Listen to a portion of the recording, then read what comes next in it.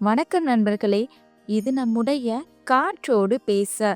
நாம இன்னைக்கு பார்க்க போறது நம் மாணிக்க வாசகர் அவர்கள் அருளி தந்த திருவம்பாவையின் பாடல் 5.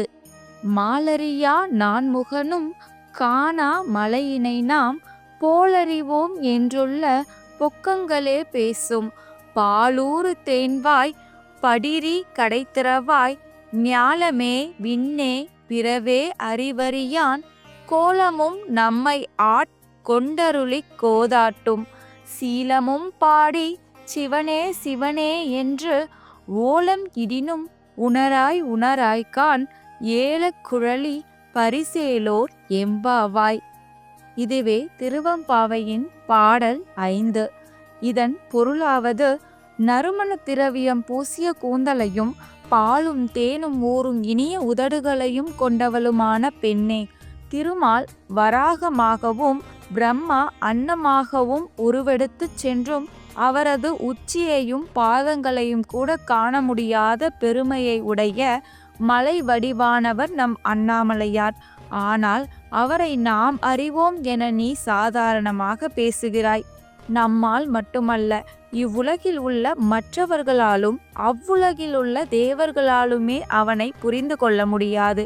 அப்படிப்பட்ட பெருமைக்குரியவனை உணர்ச்சி பெருக்குடன் சிவ சிவ என்று ஓலமிட்டு அழைக்கிறோம். நீயோ இதை உணராமல் உறக்கத்தில் இருக்கிறாய். முதலில் கதவை திற என்று தோழியை எழுப்புகிறார்கள் திருவண்ணாமலை நகர பெண்கள். அதாவது, கடவுளா, அவரை எனக்கு தெரியாதா? அவரை தான் நான் தினமும் பார்க்குறேனே, தினமும் கோயிலுக்கு போகணுன்ற கட்டாயம்லாம் ஒன்றும் கிடையாதே. புதுசாக அவர்கிட்ட நம்ம போய் கோயிலுக்கு என்ன பார்க்க போகிறோம்?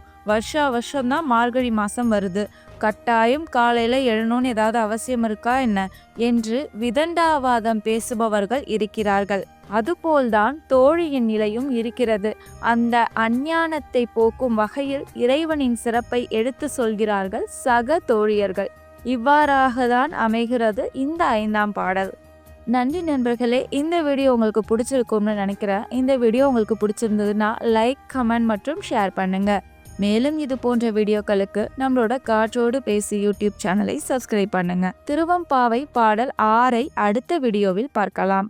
நன்றி, வணக்கம்.